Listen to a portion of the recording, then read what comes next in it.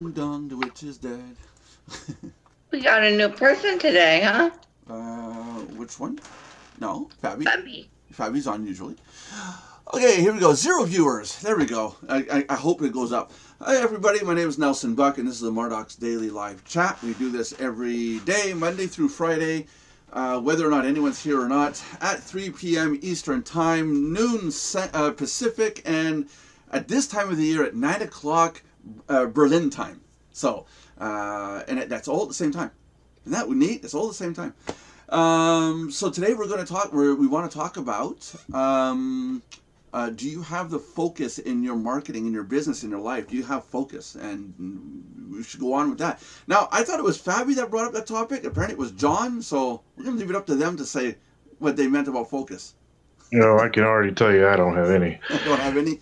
But I have ADHD, so that's a reason. Well, so I got a medical reason. you already have focus, Josh, because you say ADHD, whereas someone without focus would say ADDD, ADD, ADD, HDDD, and keep going. Okay, John, you got 2 minutes. Go, John. It's all yours. When people start online and stuff like that, and sometimes we have this tendency, or sometimes there's this tendency to be scattered all over the place, doing this, doing that, trying this, trying that, so on and so forth, and not people make the mistake of not realizing that being in business online is still a business, and in order for a business to be successful, one needs to have a little bit of focus and figure out what you want to do and go for it. Yeah. And focus stands for follow one course until successful. It's true. Okay, so John, that was a total of 25 seconds. What are you going to do for the rest of the time? Okay, Fabi's turn now then. Okay, Go, guys, Fabi, you got 2 minutes. Who's making a lot of noise, guys? I got a lot of background noise here. All right. Josh or somebody? Wait, what? I'm getting a lot of background noise. Oh, I don't know. Somebody's breathing. Oh, yeah, that'd be Josh. And then it would be, it's Brianna with the background noise. Okay, now we got it. Okay, go ahead, Fabi. What do you think about focus? You bet. Exactly what John said, and I think that we all deal with it. I agree with everything John says. I'll just straight up. Can you see them behind you, Fabi? I can. Just a second. Yesterday on a live stream, one of the people I follow, he's sitting like I am, okay? There's distance between him and the wall, right? And he's like, he's using his phone. He's like, hey, everybody, great. Hey, this is a live stream, great to see you, so-and-so. And at one point, I write as a joke, hey, who's that behind you? And he goes, who's that behind you? Dude, don't do that. That's great.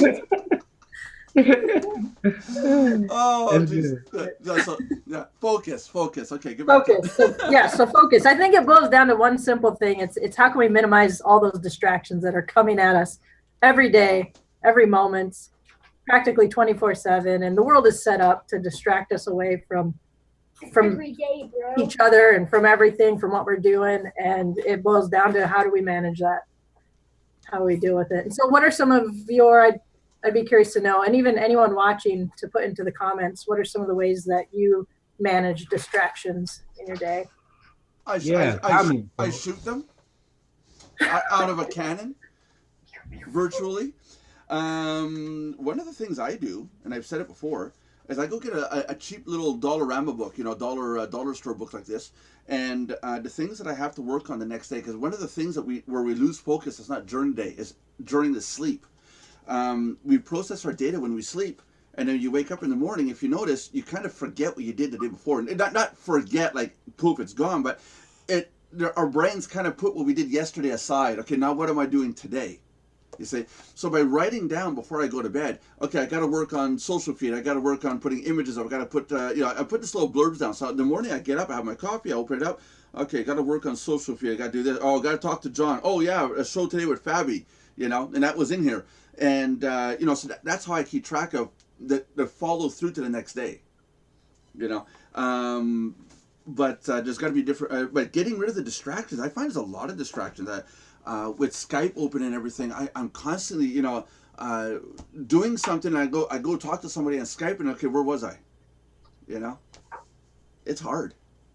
I kind of learned to ignore a lot of things and attempt to focus on what I'm doing, even though, you know, I have all this stuff open, but I I attempt to focus on you know, on what I'm doing at the time. So it kind of depends on what pops up.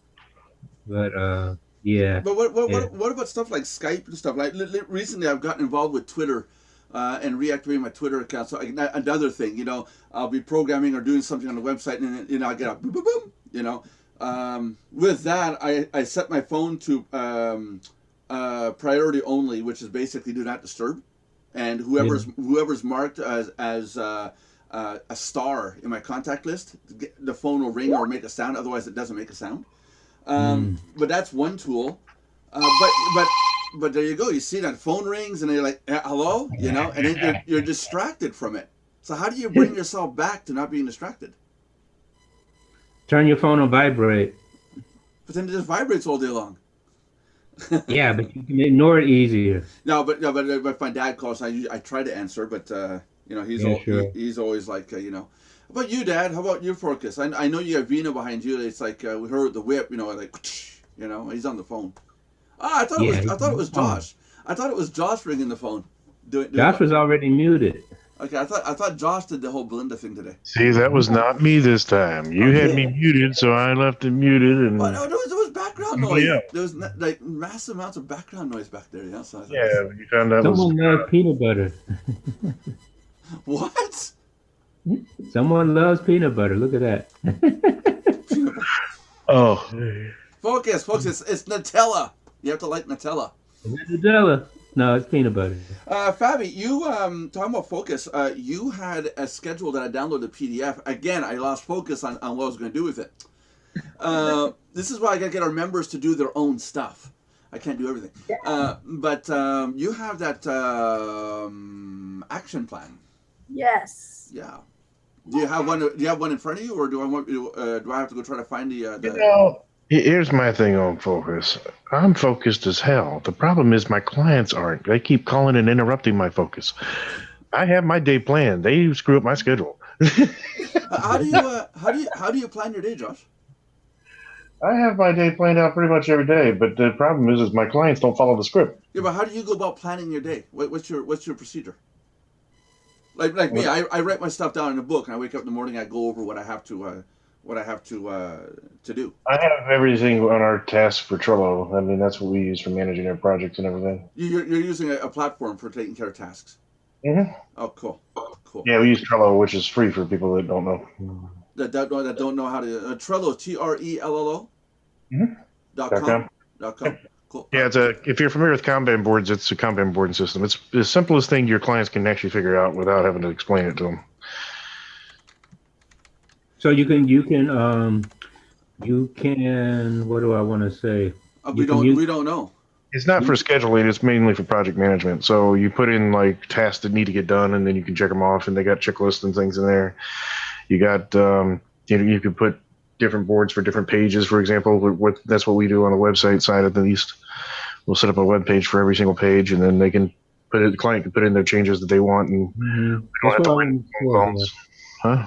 So you can collaborate with your clients and stuff through this. Yeah, unfortunately, they still like to call, and I'm still trying to break out of that habit. I do that too. I'll open a support ticket with SoftLayer. Hey guys, I need another hard drive put in. I'll wait 5 minutes. Yeah, hi, this is Nelson. I need a hard drive put in. You did do it in 5 minutes. I'm calling you. You know. What about Fabi's list that she put up there in the chat room? Yeah, the action goals. Anybody using that? Yeah, the action. The action. I downloaded it. I'm going to guess that Fabi does. I haven't used it, never used it even once. Oh, never mind then. Never mind. You don't use your own action plan? Yeah, you try to listen. She doesn't even use it. Jesus. So I'm not so sure how reliable that list is then. Hey, but it's a good idea. No, but Yeah. you see, No, I do. I use it all the time, and I have multiple ones going at a time all the time. If you go to dreamlaughsmile.com, there's a button at the top. want to put the link in the bottom? Action plan. Type it in the chat. I'll open it up. Okay. Yeah, I downloaded it, glanced at it. Yeah. But Google has a task function. I think you can go to tasks.google.com, I think, and it has a function to put in what tasks you have to do, like a to-do list kind of thing. Have any of you used that? Nope. No. Mm-mm. Okay. So because that's I think that's more attached to their calendar. I think. Hold on a second. I used to write stuff down like you, Nelson, but I kind of got out of the habit. Oh, maybe Google got rid of it. Hold on a second. It may not be there anymore. Google Calendar is what you're talking about. No. Well, no. There's calendar.google / TASKS, right? That's task. Mm-hmm. No, they've gotten rid of it. The task function isn't there anymore. Well, let's go do a search then. Google. So you had everything. Google. Tasks. If I can write it right on Google. They merged it, I think. A task management app for teams. Organize your teams. Who's that with? That is with Monday.com. Google app task manager. Smart Sheets. Okay. Yeah, they've changed it because Google used to have a task function where you could type in a task and then you could like collaborate like you do with the Word and the Sheets and the Docs and all that. Oh, that's the link. Okay, cool. I meant in the chat in Zoom, Fabi? You must be specific there, dude. Well, I think Fabi miswrote it because it's not coming up. I put them into both. But it's not coming. It's not getting. I'm not getting it. It's It not works. coming. Okay. It works, Nelson. The one in Zoom doesn't work. The one in Twitch does not work. The one in Zoom does. Okay. There you go. Okay, there you go. Oh, that would be John's. So, okay, so we're going to action plan, right? That Yes. was not mine. And then, okay, so what do you do with your action plan? So you can, if you have something that you want to get done, big or small, it could even be. I've used it for the simplest things like catching an airplane. Take You know, I got to catch an airplane at 3:00. You know, I've used And it an, ended up being delayed. I've used an action plan just for that. You know, because you know how you have like all those things you got to get done prior to leaving the house, prior to all that. And so sometimes when you feel overwhelmed, if you just lay it out in the action plan, it helps feel less overwhelming. Right. And then I've also used it for big tasks too. Like we put up a pole barn and built an indoor soccer field on the inside of the pole barn. Neat. And you know, we've used those action plans for every little piece of it. So I mean, we had one action plan that was the full thing, like you know, creating the indoor field, but then it broke down into about 20 different action plans. You know, getting the floor in, getting the framing Right. on, getting the turf in, you know, things like that. And let's see, so that's an example of, you know, using it for anything, literally big or small. And they come in handy because what they do is it allows that sense of feeling less overwhelmed. It's that preparation piece. That's where the action plan is handy, is you get to sit down and actually prepare ahead of time. It's like blueprints. Yeah, but there's something psychological that you're doing here. I don't know if you realize it. Let me know if you see it. You're putting a date down. You got a small little mental description, and my goal is blank. Why do I want it blank? These are all mental things. When we write stuff out as human beings, by writing it out, you're concreting the action in your mind as a task that needs to get done. And I'm sure, Fabi, you're the kind of person that when you mark off, I'll bet you draw a line through it when it's done. Am I right? Yeah. And when you do that, do you get a good feeling when you do that? Yes. Yeah. Absolutely. Me, it doesn't work on me. That Yeah. okay, I got this done. Scary. Me, it's more like Scary. yeah, I mark it off, and it's like, oh, I still got that to do. You know, maybe I don't take enough time for the little endorphin, to hit. Oh wow, marks I off. think that's one of the things that keeps me from writing, doing these action plan things is I think I'm afraid when I write everything down, I know everything that I'm not going to get taken care of. So. No, but you have to do it. There is Yeah, yeah, there I is look at it and I'm overwhelmed and I'm like, okay, forget it. yeah, no, there is an element. Well, then maybe just do 1 or 2 tasks at a time. Don't write them all down. You know what you have to get done. Write a couple of them down and say that your due date. Like her, she has her due date, within the week, based on when you write it. So during the week you've got to do it. But I would suggest looking at it every day. Or you get up in the morning, look at it. Okay, today I'm getting this done. Then tomorrow I'm getting the next one done. But there's something else. There's something else psychological that you're doing here. My contract with myself is for this goal. I will complete this goal by, and I'm assuming it's the date, or and then signature and date. Why the signature?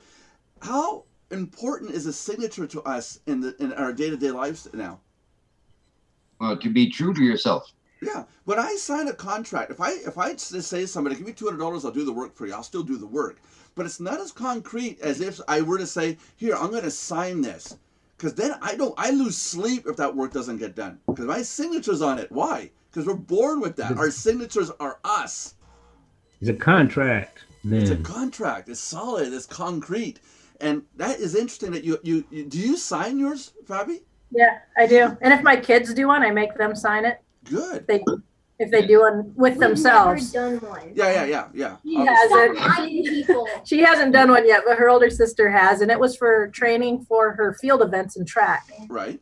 and also for getting homework done. When we contract with other people, we contract with other people all the time, but we forget to contract with our own selves oftentimes. And a lot of times that's the more important person to contract with is our own self.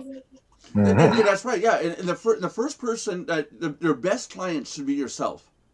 If you can't be honest with yourself to sign the contract with yourself and honor it, you're not going to honor it with anybody else. It's that sad. Your best client should be yourself. Like I pay my membership at Mardox every month.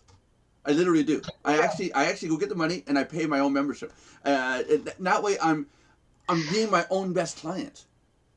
Even though I don't have to, it's more the act of saying I go find the $19.95 and I make a payment, and it's done. And then my wife gets a commission, and then It's also good, Fabi, for kids growing up to know all about commitment. That's a great point. Yeah. Yeah, how you teach your kids stuff is you sit there and say, okay, here's your allowance. And then you take half the money back and say, whoops, taxes. No, but I was coming up to that, Fabi. If they do sign that sheet, okay, have chores to do or whatever, and they don't succeed, what happens? Yeah, that's a good question. I guess sometimes there are certain consequences. I guess it just depends on what the task is at hand, how important it was, if it involved other people, a commitment to others, or if it was really just something for your own self to do. And also what kind of time frame you're looking at. Is this something that you want to succeed at a high level at, or is it something that is okay if you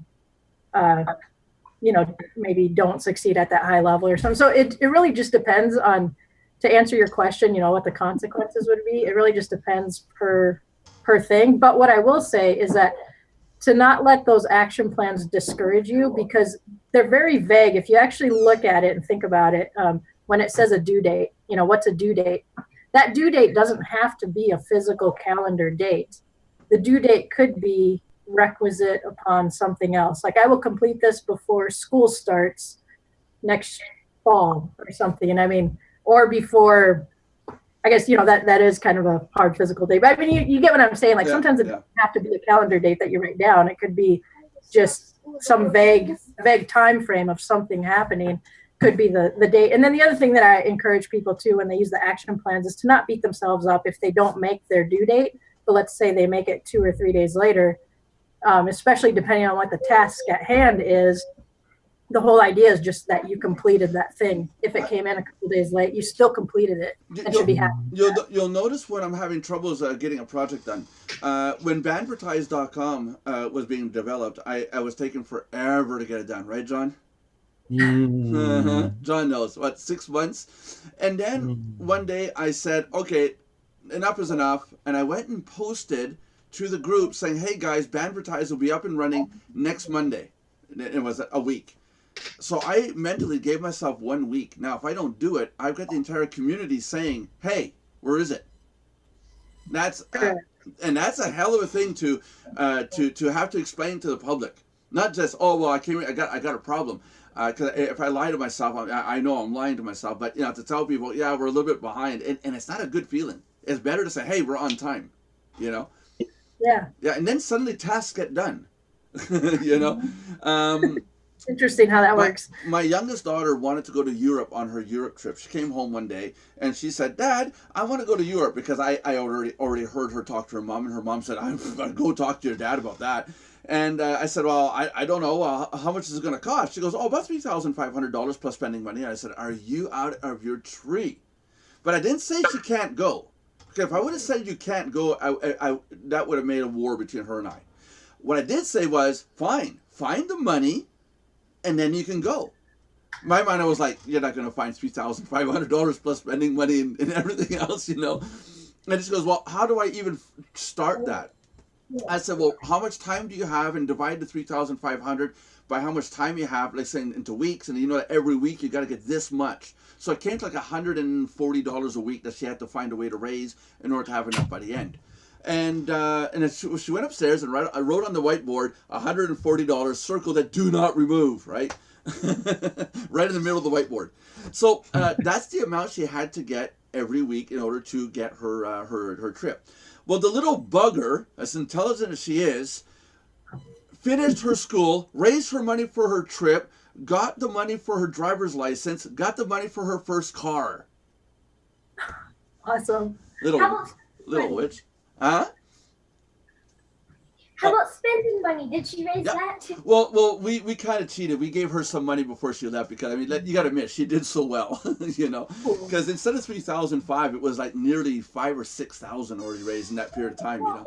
But it just goes to show that if you dedicate yourself to a cause and you really want that, you can make it happen, you know. And there was a lot. It wasn't just $3,500, because she had to get her passport, had to do the paperwork. There was a fee there. The photos for the passport and all that stuff. It was a task, you know, especially for a high school student. And then she continued on this activity after going to Europe and coming back. She continued on by going to college and listening to her dad for once and saying, when I told her, don't get a student loan, buy what you need as you go, stay at home and go through school. So she did her 4 years of college by staying at home and not having to get put a single cent down for a loan. She finished school, it's all paid, and now she has a job, and all the money she makes is in her pocket. You know? Yeah, that doesn't work in the United States. Well, there's still schools that are cheap. I mean, it's not going to work if you're going to go to Yale, you know, or Harvard. Yeah. You know, Actually, Yale and Harvard are free, so it's not too expensive then. What? You get they provide scholarships for majority of their students. Yeah, but I would love to be able to go to Getting one of admitted in those. there. but Josh, the people that don't get scholarships, they have to pay, and it's $50,000. Most people that go there have scholarships of some kind. Oh yeah. They have a lot of If you're fundraising. under a certain income amount, I know that Harvard, you don't pay anything. The government pays it. You're pretty much covered if you go to Harvard, no problems. But Oh, no, wow. don't expect that at any other colleges. So if you're not in those Ivy Leagues where they have people actually donating millions of dollars, you're not going to find that. But keep in mind too, Brianna, going to Harvard and those places, are you willing to go to a school like that for what? To get a job, or is it seriously something that you can already learn, like you're doing right now, learning off the internet and learning from what people post on videos, you know, to show how, like I do. All my programming skill is all learned by myself. I've never gone to a school or a course to learn programming. And I value that more than going and spending all this money to go to a school to learn something that's 3 to 5 years behind, because you're not going to learn anything current day. Well, that's true. You know, so But around here, you know what people value? what's that? A piece of paper. Oh no, yeah, it's ridiculous. A Sounds diploma. like Germany. Diploma. You have to have a piece of paper proving that you can do whatever it is that you want to do. I can No program. piece of paper, and the piece of paper costs money. Like I said the other day, I can program better than most kids coming out of college, and I never took any college course. But I can't go get a job at Microsoft because I don't have a college degree or a university degree in programming. You see, so it's kind of like Even if here in Germany, right? Let's say if you wanted to be self-employed and you wanted to open a computer business or programming or whatever it is you wanted to do, you had to have some kind of certificate or whatever saying that you know how to do that. Really? you're going to start a business. You're putting your money and effort into the business, and you got to show that you have. No piece of paper, no business. Okay, but hold on now. Let's say I'm selling stuff and I'm running a warehouse, because I know there's warehouse licensing that you need for like driving forklifts and stuff. So that means as the owner of the business, I need all the licensing and certification to run a warehouse.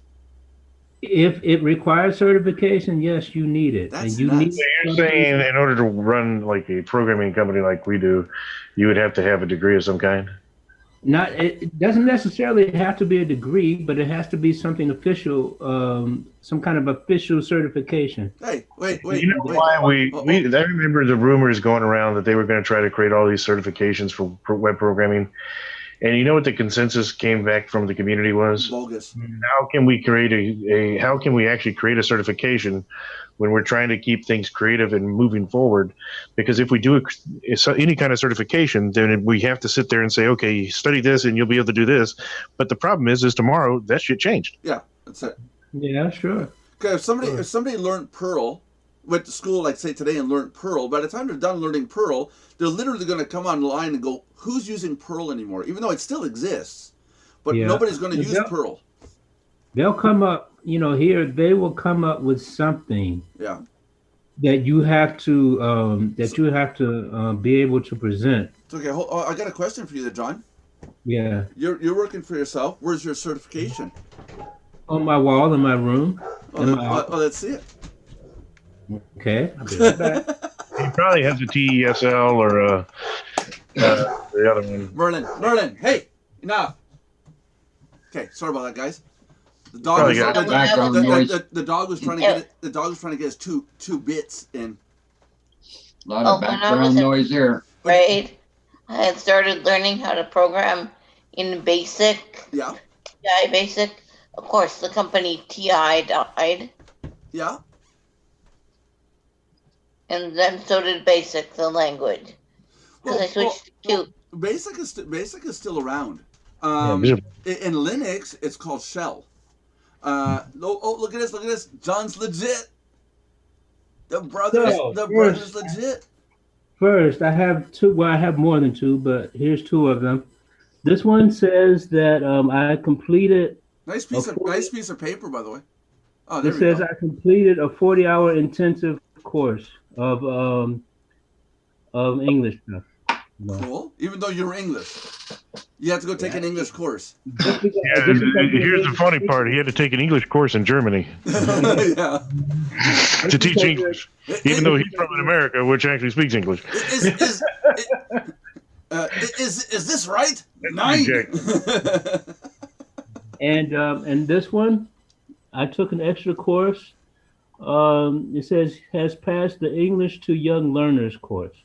Oh, I took cool. an extra course to teach young learners, and I also have another certificate somewhere that I took a phonics course also. And yeah. AEIOU, and sometimes I only have one certification that I have to have for programming here, and so far that's it. The good thing was There's one in those states that they require here. What's that?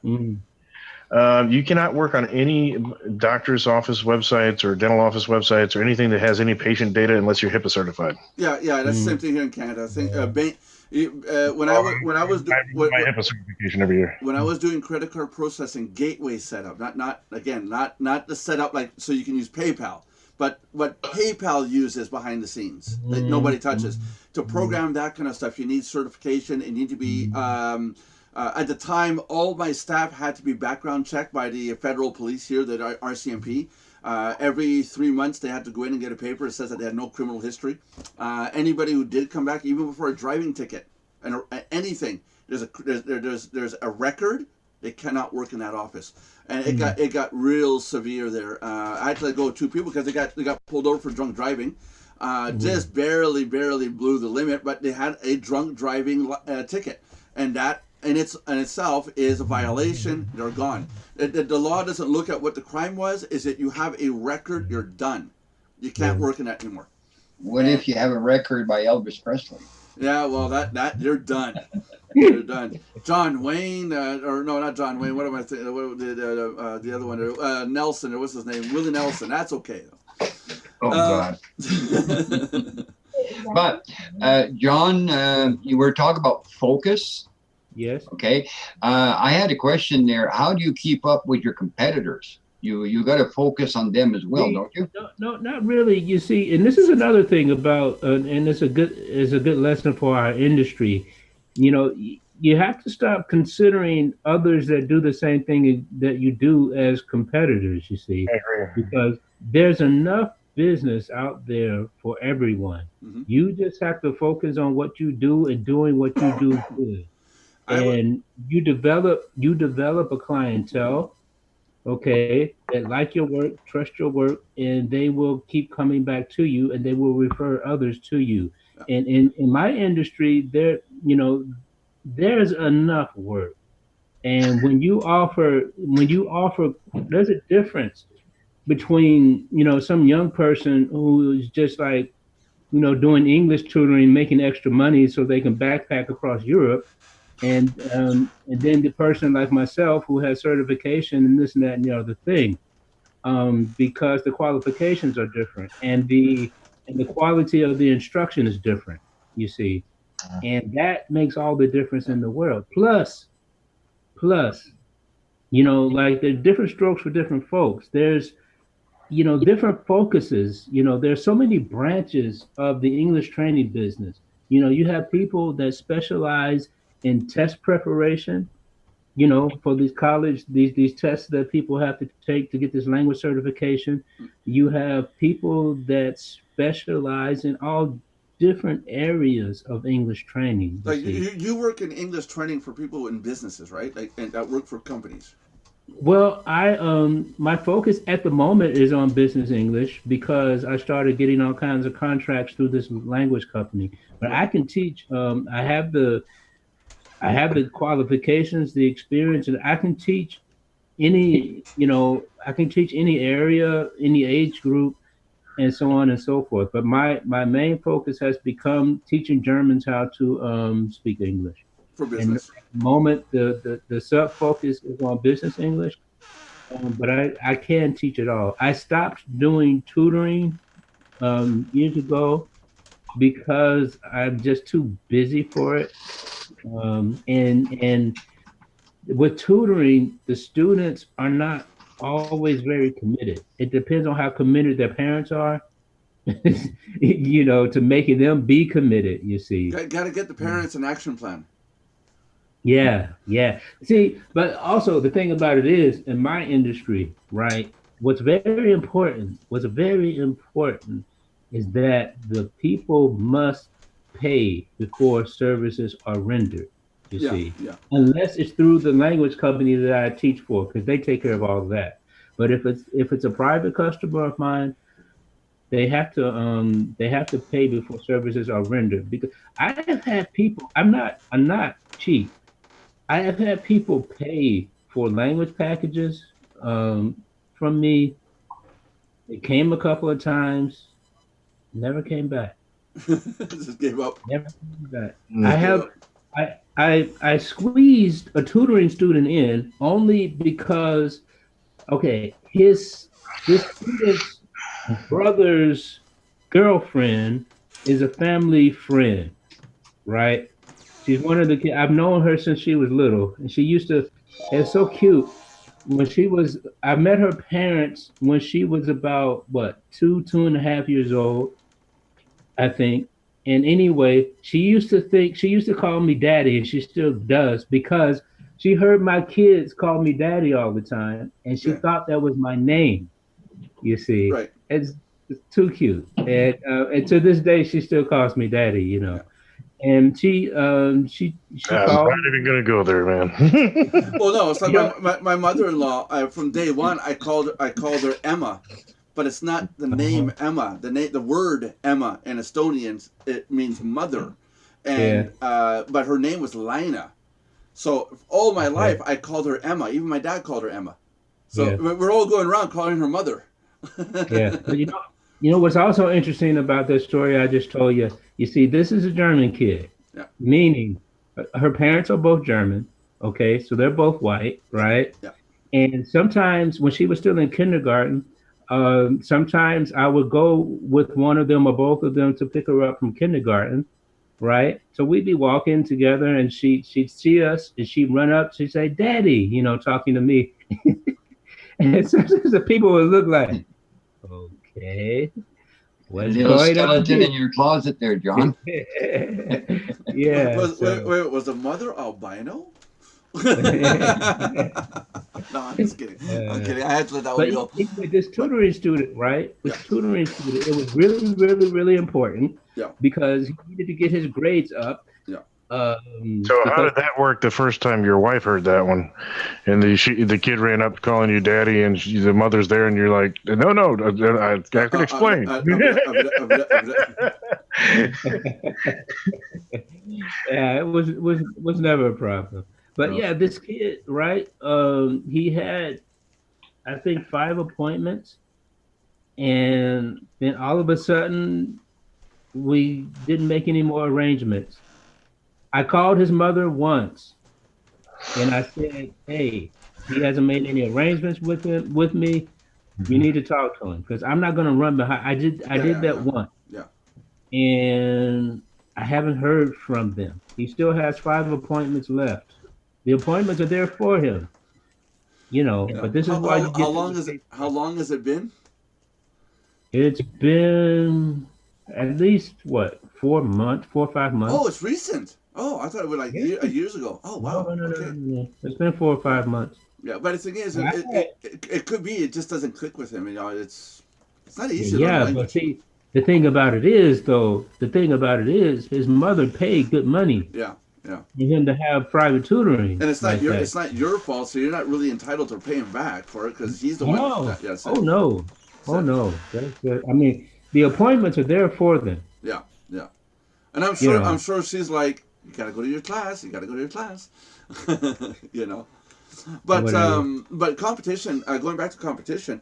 John's talking about competition in his field of English teaching. My competition in website development is specifically membership sites.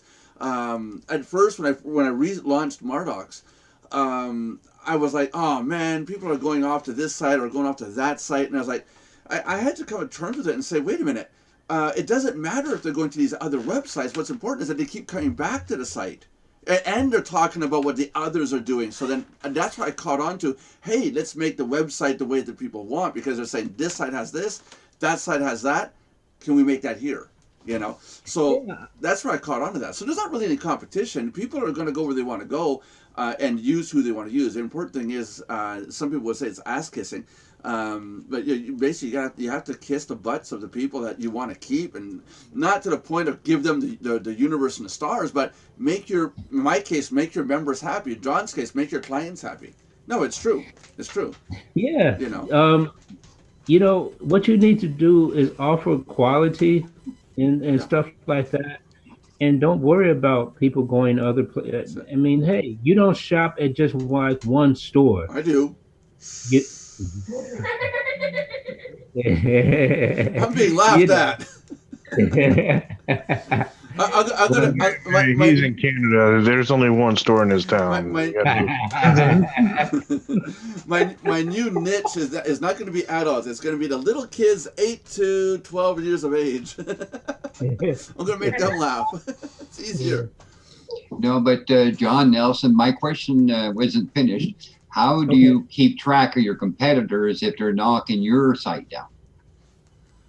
That's just the thing. I don't worry about it. Yeah, me neither. Do not worry about it. What if they spread negativity all over the place and you're wondering how come we don't have customers? What do you do? It's the contrary. It's contrary. If someone's going around saying Mardoc sucks and he sucked, a lot of people come over and they'll say, I was told you suck, but when I came in, it was awesome. Sometimes that negativity backfires on folks. Yeah. Because when you talk bad about somebody's site or business or whatever, some people get curious and they go take a look. Yeah. They want to say, okay, I want to see how well it sucks, you know. I got a good example for that. And I got thrown out of a networking group because every time people ask me about this other company, I basically said, well, you know, it's crap. You know, what they're doing to people is screwing them over. Right.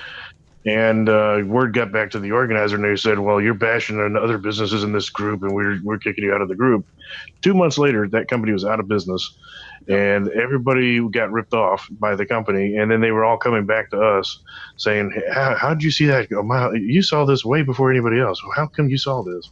Yeah. And I'm like, because it was obvious. I mean, they're doing pay-per-click ads, driving them to landing pages on their own website. They're not even driving traffic to the client's website that they're. That's it. It's straight fake traffic. I did a video last night on a person on a video, and this guy's way bigger than me. And granted, this person could sue my ass, Dogecoin, into next week, easily. But if you watch the video that I didn't lie or accuse of anything. I went through step by step. The very first thing they show on the page is this is a live webinar, and I show and I showed in the video that it was not a live webinar. It was a pre-recorded webinar dating back 2 months. It was recorded. It was uploaded to Vimeo and now being used on a website to make it look like it's a live webinar. And the person contacted me today goes, yeah, I'm going to have to go change that site. Yeah, you're right. It doesn't come across as good. I told him, you have to. If you're going to do a live webinar, then be live.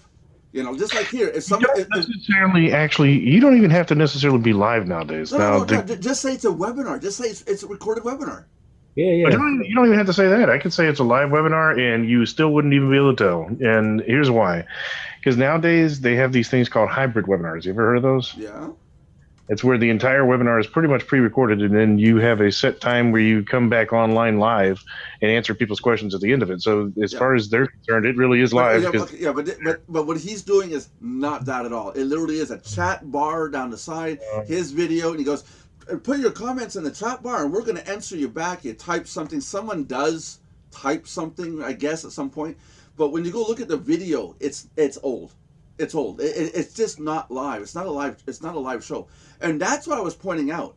Now, when I bring negativity like that towards somebody else, I'm not doing it to slander them. I show the proof and the evidence of what I'm trying to say, and I think that's really important because you got a lot of people out there saying it's a scam, it's a scam, it's a scam. And in the last 5 years, I've noticed a lot of people on internet are now saying, okay, so what? People are saying it's a scam. I'm going to go see what it's about, you know. Yeah. And people actually do go check stuff out for themselves now, even though someone says it's a scam. Which you should. We should always do our due diligence. That's it, you know. People are saying Amway is a scam. Amway's never been a scam. It's a complicated MLM, but it's never been a scam. But everybody screams scam. You know, and that's why I got out of it, actually. I got out of Amway because trying to sell Amway, everybody, as soon as you say Amway, no, that's a scam. And there's a person to the point that a person that recruited me had to say, come to my office, we're going to do a demonstration. And he did his demonstration, and at the end of the demonstration, he says, do you guys know what company this is that I'm representing? And he said, it's Amway.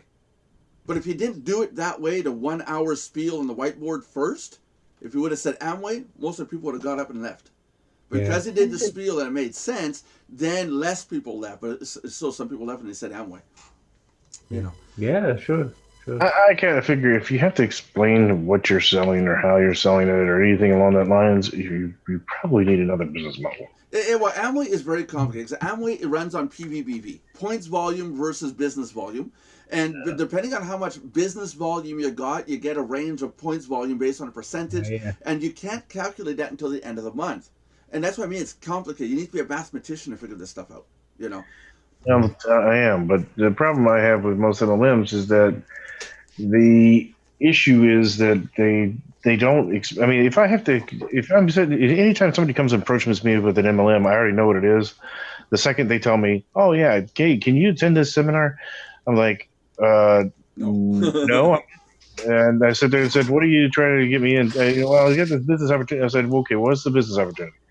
Well, you really need to come to the seminar in order for me. I'm like, look, you can't explain it to me, then you don't understand the business good enough for me to. Well, no, it's not that. It's not a question of not being able to explain it to you. It's a question of hold on. Hold on. It's a question of showing it to you first, then slapping the name in front of you so that you're convinced that the name is still good because they know the name is no good anymore. That's why. Well, here's the thing. If you come to me and tell me, okay, I've got this product or I got this business opportunity, I don't write them off immediately, but I do write them off pretty quickly when they sit there and say, well, can you attend the seminar? No, I don't get time for that. I said, what's the product? What are they selling and what's the profit margins? The first question I ask them is it B2C or B2B? Yeah, exactly. Yeah. And if they sit there and tell me, oh, it does both, I'm immediately out because I know they don't understand the damn business. That's right. And if they tell me it's B2C, I'm out because I don't have anything in the business consumer industry. Right. You do have that sometimes. You get people, they join something that they are supposed to promote, and they don't take the time to really learn the product or service good enough to be able to talk about it in a qualified way. They get their affiliate whatever, or their promotional whatever, and they go for it. Yeah. And then you get folks like Josh, or even I do the same thing.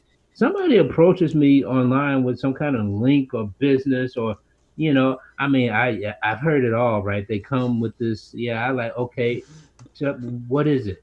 This won't cost you much money, but when you get to the end, it's $497 for 4 payments. Because my first question is, okay, what is it all about? Yeah. What is my it all first about? question is it B2B or B2C? And if they say the second they come back saying, oh, it's both, you can tell this to businesses or individuals. I'm like, okay, you don't understand the market. Well, there are some businesses that you can do that, but it's few and far between. What Josh is getting at is it sell business to business or business to client? No, if you're selling both markets, that means you're not the market I'm looking for. Market is business to business only. Right, but that's what you're looking for. But for example, a cellular phone company, they can sell to businesses or clients. So it is a B2B or B2C, or credit cards or insurance. Selling. Like I said, if that's what they're selling, then it's not for me. But let's say, for example, let's take the product G Fuel. That is literally B2C. That product, it's an energy product. But that literally is being sold to the customer. You don't sell it to businesses unless you're going to resell it. But getting back to what we're saying, the negativity sometimes brings us business, and we hear it a lot. People saying, "I heard someone told me this was a scam, this was junk, this was garbage." But when they actually go in and take a look, because now people are starting to realize that it's not hard to put your name and email address, and if you're not even sure, put a fake name and email address in, get access, look around, and then they got to turn around and go put their actual stuff in because now they like it. So that's a big deal. Without getting into the whole signing up part in MLM stuff, I think we kind of went astray there. But so Nelson, let me ask you this: go ahead. What are some of the updates that have happened in Mardox in the last week? Are you nuts? We'll be here all day. Have you logged in and looked at the social feed? Yeah, I did. That's still being worked on this week. Right now, I'm focusing on the social feed because a lot of people want to get that up and running because they still want to. They want to be able to put comments on their own websites, and the idea will be you're going to download a little snippet of code, stuff on any web page you want, and then you'll be able to have comments live on your page instantly. Something like what Facebook is already doing, but people are getting sick and tired of Facebook, and they want something new. So I want to get the social feed part done so that people can add this to their websites. So that's going to be huge. That's going to make us a lot of traffic. just because of the amount of people that are, because if you, to leave a comment, you're gonna have to go sign up. And if they're at your website and they go click, yeah, well, I might as well sign up so I can leave a comment, they're gonna sign up underneath you as your referral. You see? Awesome. Yeah. So that it's all gonna tie together. That's why I'm really focusing on the social feed part. Before we started, we were talking about linking to websites and uploading images and stuff like that. So there's gonna be a lot there. Josh is gonna have to log in to go see what I'm talking about. He's gonna be like, what? Hey, it hasn't been 30 days. 30 or 90, Josh? Which is yours? 30? I don't know. It's whenever they all send the email out. I'm gonna have to go out every day now. What is John talking? Let's read John's lips here. Let's see what John's talking about. Oh, now he's gonna go off camera. Disclaimer. Here we go. Do the commentary. Oh, let's see. Yeah. You can read that package over later on. My wife's not gonna be there. Yeah. We're gonna watch WWE together. And what else did he say? Is he talking? Not talking. Yeah. I think Nelson, it's the little kid that calls him daddy. Oh, son, yeah. No, you gotta stop calling me daddy. Now listen. People think this is weird. Poor John. We pick on John so bad. I had a question a while back, but I forgot about it. These websites we have, like Fabi or Josh and stuff like that. Yeah. Are they pointed towards children to learn as well, or just for adults? Mine is definitely not for children. Usually. No. No, it's just that I tend to target the intermediate and advanced people, not the beginners. So that's the reason. What about Fabi? I'm all game for not excluding anybody. Nobody in your website. Are you pointing towards children at all, or? Well, in the States, she cannot target children. Yeah, well, she can target children, but they have to be above 13 years old. It's actually a felony for most kids to be on the internet in America, but they still do it. Yeah. Okay, let me rephrase that. For younger people, we got stupid laws here, unfortunately. For younger people, then. Okay, let Fabi answer. Yeah. Anything that we do, whether it's digital, whether it's web pages or in person, which we also do a lot of in-person stuff too, we try to be inclusive to being irregardless of age, gender, any type of statuses, educational level, anything like that. Like we try to be set it up where literally anyone can be part of it. And so like our philosophy. Wait a minute. It's illegal for you to do that here in the States. You know that, right? I mean, I guess depending on what types of targeting and types of services that you're talking about, because we do there's a law in the United States called COPA. You cannot collect any data, emails, personal information of any kind on anybody under the age of 13. That's why Facebook. But she's not. Wait a minute.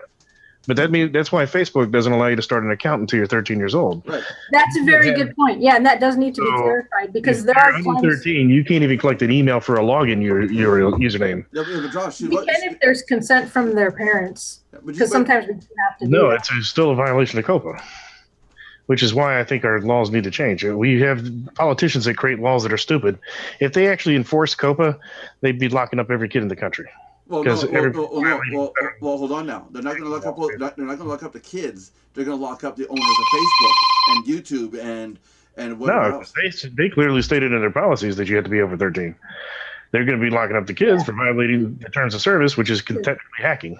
I have an issue with a lot of that stuff because in America they don't even allow kids to work under certain ages, and it just creates a laziness in kids. Yeah, and there's nothing against kids being able to go out and work, And I'm with you.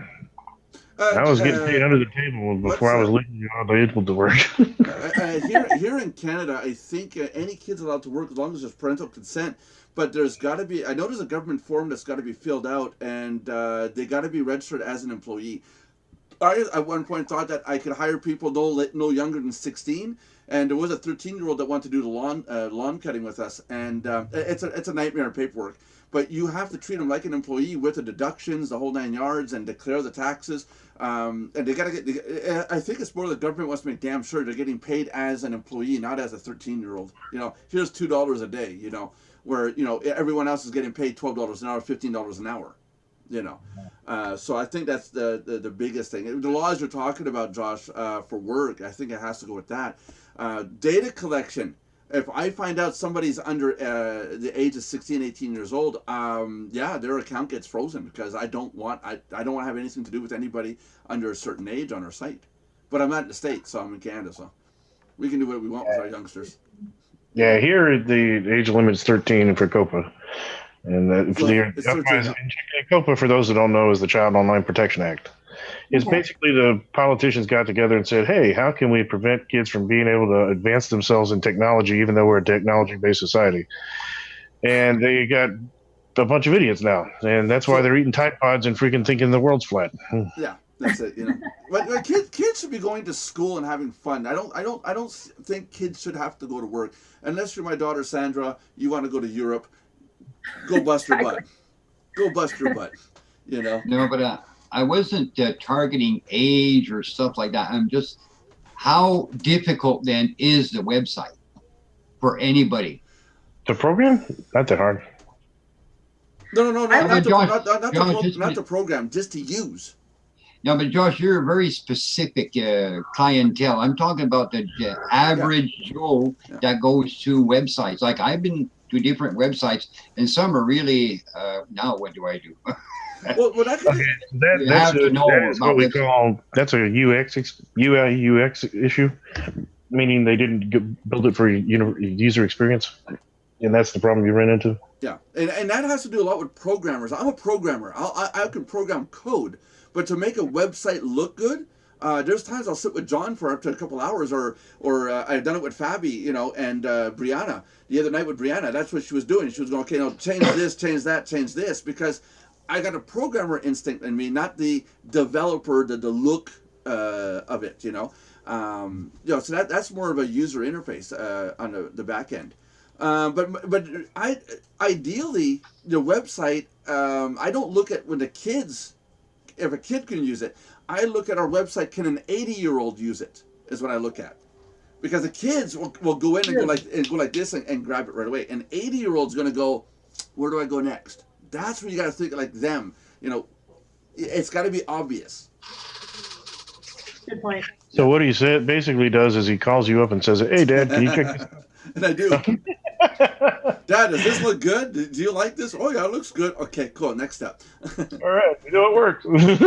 Yeah, but I need to borrow a disclaimer. No, but I think about it in a sense that a lot of my members that come on are already retired. And we've got members that are 90 years old at Mardox, and they're plugging away at it. And that's the people I program for, not the kids. The kids get on, and they're like, click, click, click, click, click, click. Yeah, they know how this stuff works. I mean, kids are born now, and it's like you come out of the womb, and here's an iPad. No, I'm not asking about how smart the kids are. Is if willingly, when you make a website, do you keep that in mind or not? It's hard.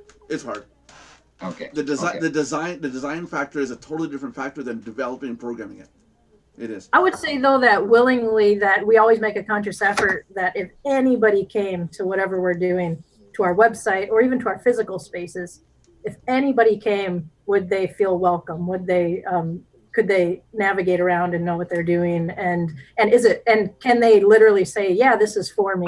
And that's what we try to get away from, the being only specific to a certain demographic. For example, like this is happens in Vegas quite often, because there are things that are tailored only for adults, for example. But then and Nelson's probably one of few adults that they don't allow in the casino. I gotta try it soon. When I go down, I gotta go into that one casino if it's still there.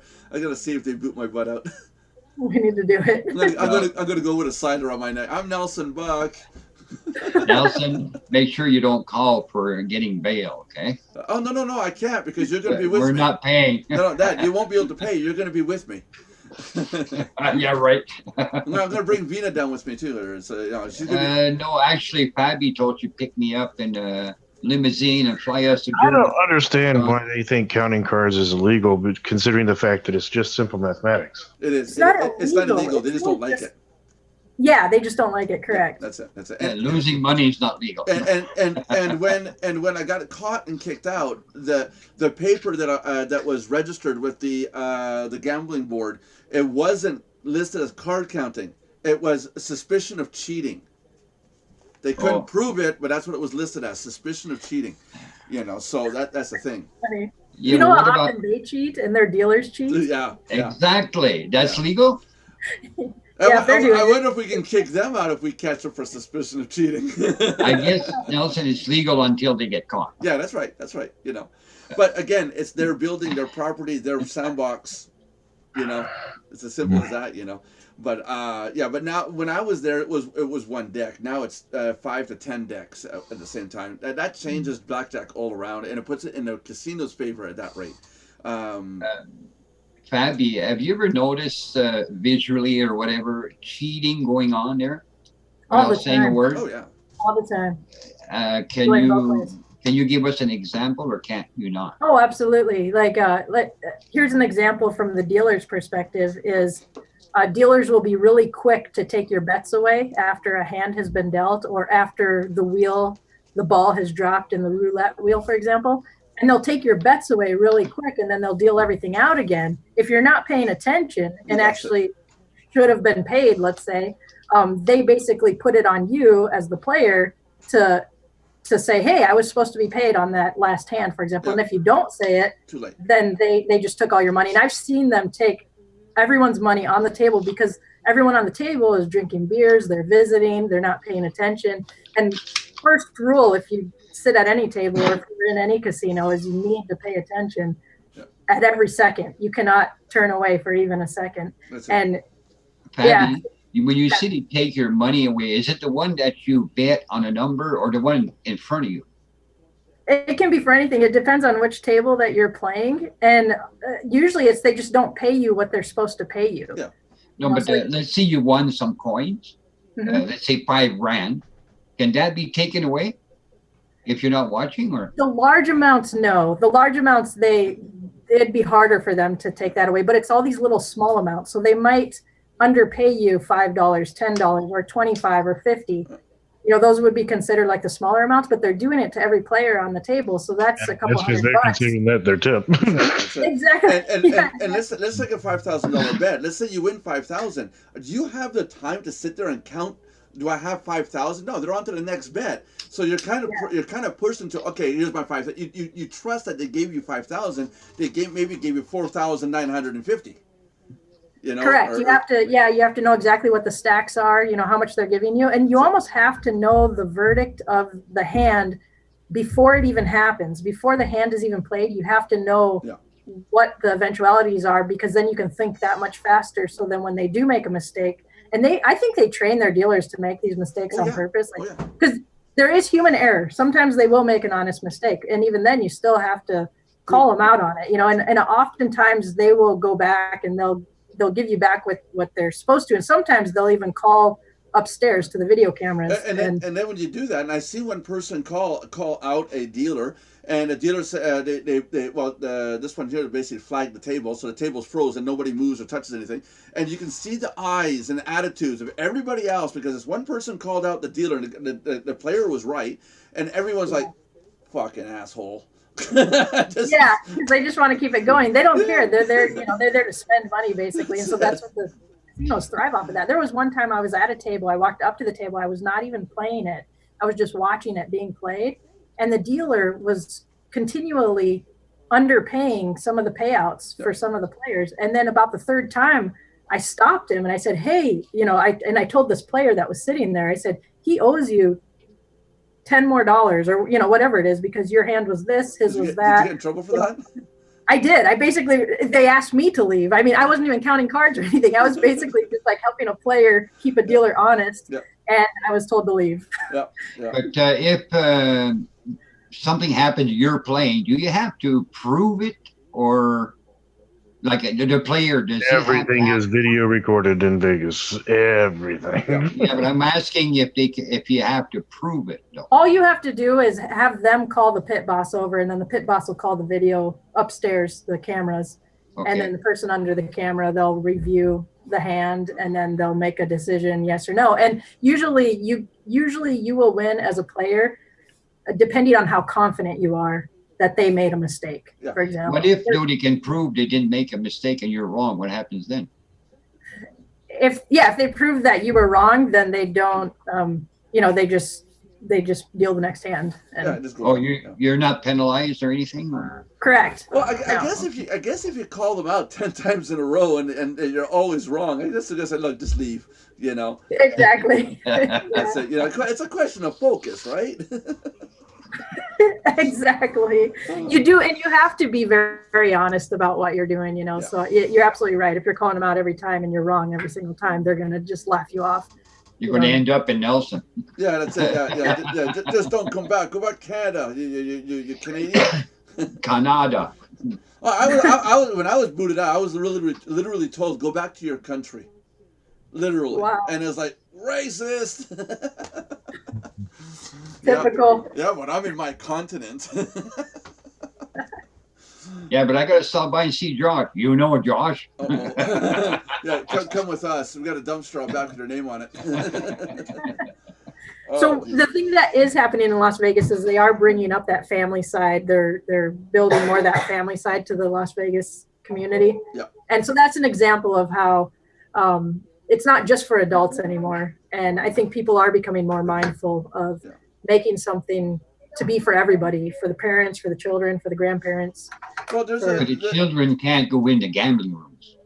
Correct. No, they can't. But there's other spaces that they can go into. Yeah. So like they've built up bowling alleys and movie theaters that are all part of these casinos. So Yeah. the adults can go have their playtime in the casino. The kids are off bowling and watching movies. And they still, the one thing they haven't done yet though is created that casino environment for the kids where the kids can win like candy and stuff. An arcade is very close to that. When you put money in for the claw machine, a kid will put $40 in the claw machine just to win a $5 toy. It's not much different than But when you're in the gambling room and the kids are taken away, I'm free.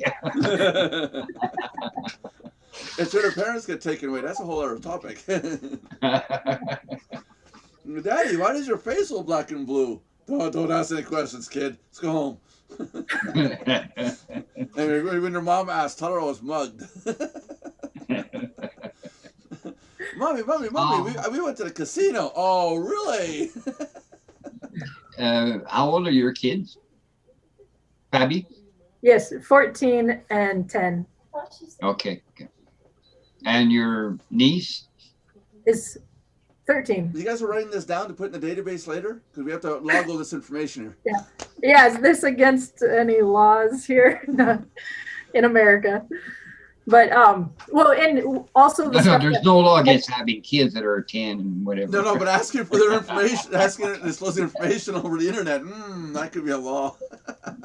John, Yeah. That was one John, parent to the other. John is looking kind of stressed here. Well, no, you just asked it over Twitch, which is recorded. Yeah. That's okay. I'm Well, allowed to kids ask. are I anyway. needed to call yet, even though it's yeah, after 3. Yeah, but let's go back to focusing on John. Let's, Hey, you know that it's over an hour, right? Yeah, I know it's over an hour, but it doesn't matter. I want to take a look at Johnny here. John was looking all stressed out here, and I'm kind of wondering what's up with John. I mean, look at the veins in his forehead.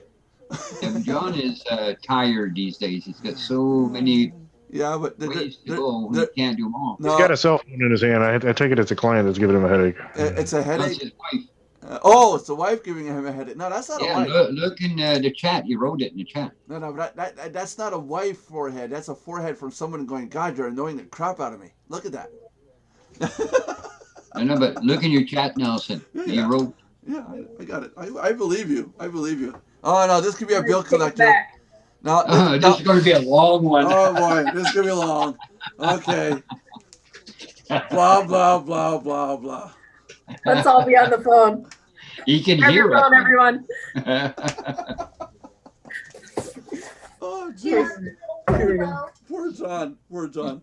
But going back to Fabi, what we were talking about with Fabi earlier was so before we wrap it up, because it was a good question. What's going on with Mardox?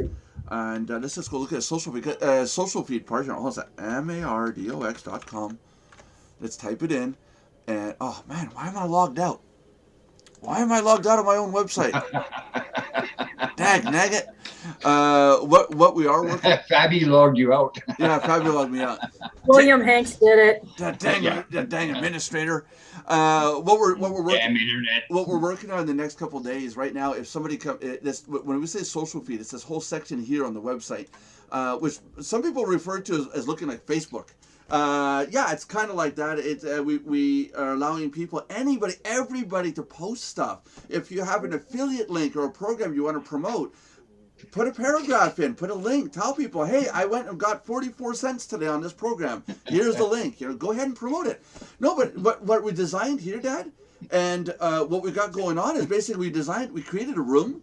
We've got 3,000 people in it, and everybody's like, yeah. No, Nelson, I wasn't laughing at you. Fabi's girl's having a hair day there on camera. Oh, okay. But before we close up the show, we invite everybody at Mardox to come in and post in the social feed. Tell people what you're doing, what you're part of, what programs you're part of. One person asked me, am I allowed to put links to other websites? Yes! Promote it. Make videos. We're going to make it so you can upload images. You can link to actual websites. You can embed videos. We're gonna put that content in there real soon. Yeah, it's going to be this. John's still breathing, Nelson. John, was that a bill collector or was that your wife? Or is that the same That thing? was my darling, dear wife. So it's the same thing, bill collector. We want details. And we want details. Because your forehead was cringing like, what? What do you mean I owe you 2,000 euros? I gotta make lasagna for I was supper. trying to explain to her how to do something with the phone and stuff. Yeah. With the phone. With On her computer. With a cell phone. Oh, on her computer. No, cell phone. Okay, cool. Texting isn't hard, This is Smartphone. you have to program websites so people like that can do what they want to do. My wife is not smartphone savvy, so she's very smart. This is recorded. Smartphone savvy. She's very smart.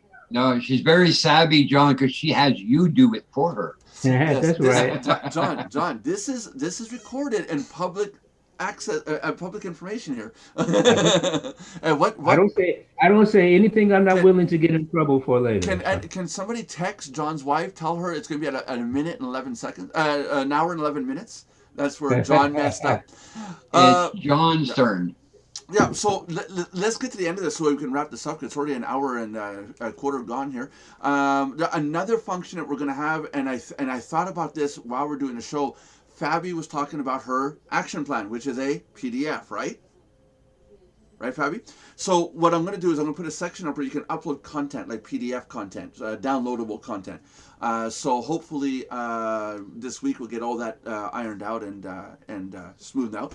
But go and post and tell us, what functions do you want? Brianna should be talking about her games and what she's doing.